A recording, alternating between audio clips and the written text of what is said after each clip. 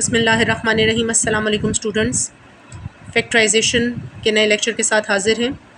Last lecture जिन students ने नहीं attend किया और उन्होंने आज ही हमें ज्वाइन किया है, उनको ये मैं बताती चलूँ कि last lecture was very important about the steps of identifying common factors.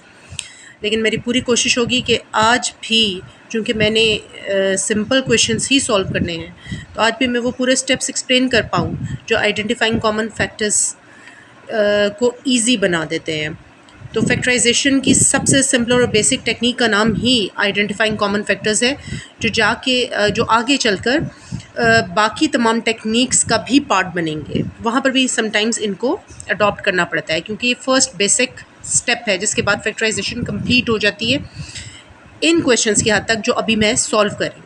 लेकिन समटाइम्स आइडेंटिफाइंग कॉमन फैक्टर के बाद भी ये सिलसिला जारी रहता है और मज़ीद सिंप्लीफाई करना पड़ता है बाकी दो टेक्निक्स के साथ, जो कि हम आने वाले लेक्चर्स में इंशाल्लाह डिस्कस करेंगे, जिनमें मिड टर्म ब्रेकिंग और फार्मूला यूजिंग शामिल है।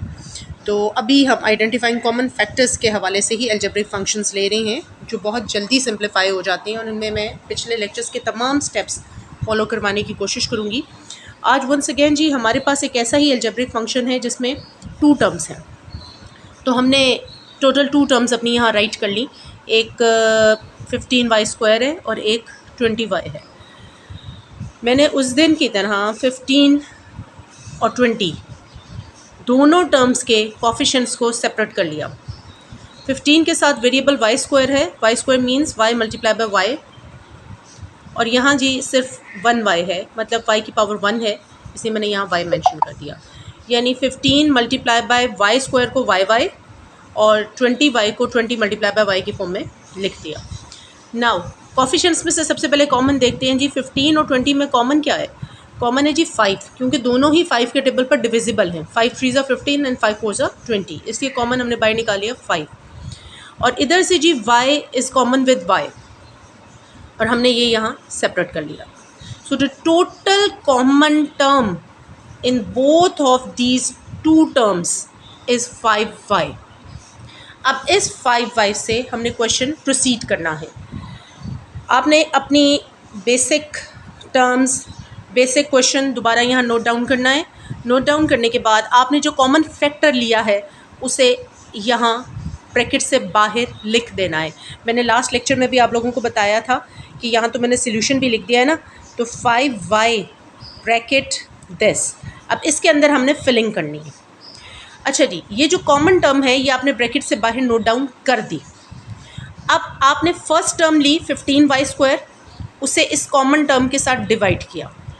इसी तरह आपने सेकेंड टर्म ली 20y, इसे भी आपने अपनी कॉमन टर्म के साथ डिवाइड किया, जो कि है 5y।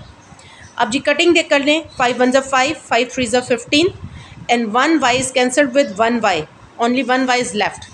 तो आपने फर्स्ट टर्म 15y² को रिप्लेस कर दिया 3y से, क्योंकि इसमें से 5y कॉमन हो गया, मतलब फर्स्ट टर्म को हमने कॉमन पर डिवाइड करके आंसर ले लिया।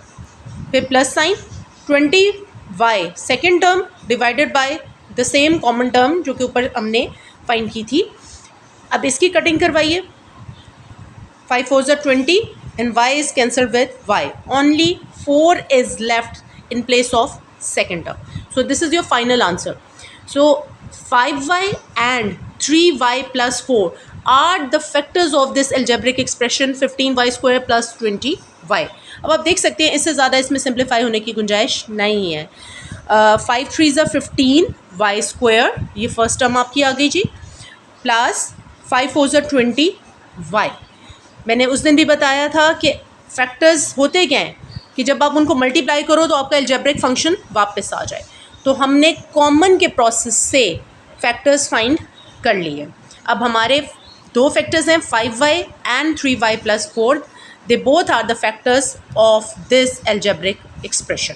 Now take next question, -12x² -3x। सबसे पहले तो माइनस बच्चों के लिए बहुत ज़्यादा परेशानी का बाइस बनता है अगर फर्स्ट टर्म के साथ आ जाए, इसलिए मैं नॉर्मली माइनस को ब्रैकेट से बाहर करके अंदर का साइन चेंज कर देती हूँ। यानी माइनस आपने कॉमन ले लिया और माइनस माइनस ये भी प्लस हो गया और माइनस माइनस ये भी प्लस हो गया। अब आप इस क्वेश्चन को एक नॉर्मल क्वेश्चन की तरह सॉल्व करें। We have total 2 terms 12x² and 3x। उसी तरह 12x² में कोफिशिएंट को सेपरेट करें और x² वेरिएबल को x मल्टीप्लाई बाय x की फॉर्म में लिखें। इसी तरह 3x में 3 कोफिशिएंट को सेपरेट करें और x को सेपरेट करें। अब कोफिशिएंट्स में कॉमन देखिए जी, 12 और 3 में कॉमन बात क्या है कि बोथ आर डिविजिबल बाय 3। 3 4 ज़ा 12, 3 1 ज़ा 3, इससे 3 को हमने कॉमन निकाल लिया और x दोनों में प्रेजेंट है, x कॉमन है, इसी x को भी नोट डाउन कर लिया। So the total common term is 3x। Now आपने अपने क्वेश्चन को दोबारा स्टेट किया और उसमें 3x जो आपने कॉमन लिया था वो उसी तरह ब्रैकेट से बाहर लिख दिया। अब इसके आंसर्स 1 बाय 1 यहाँ पर हम नोट डाउन करवाएंगे। ये जो कॉमन टर्म 3x है इसको आपने सबसे पहले लास्ट क्वेश्चन की तरह फर्स्ट टर्म पर भी डिवाइड करना है और इसी कॉमन टर्म 3x को सेकेंड टर्म पर भी डिवाइड करना है। तो first term 12x² divided by this common term and second term 3x divided by this common term. Cutting के बाद जी 3 1 ज़ा 3, 3 4 ज़ा 12 और एक x इस एक x से कैंसिल हो गया, 1x is left over, so 4x is replaced in place of first term, then plus now second term 3x is divided by this common term 3x, full cutting cancellation हो गई, answer 1 आ गया। तो 3x is replaced by 1। Finally ये आपकी form आ गई।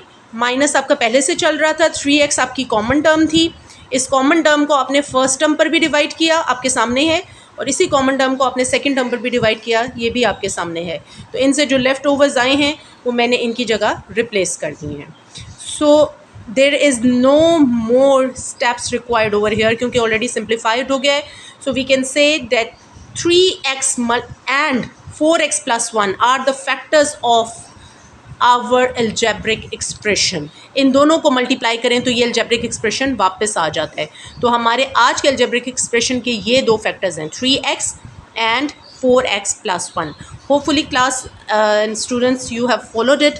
Thank you so much. अल्लाह हाफिज़।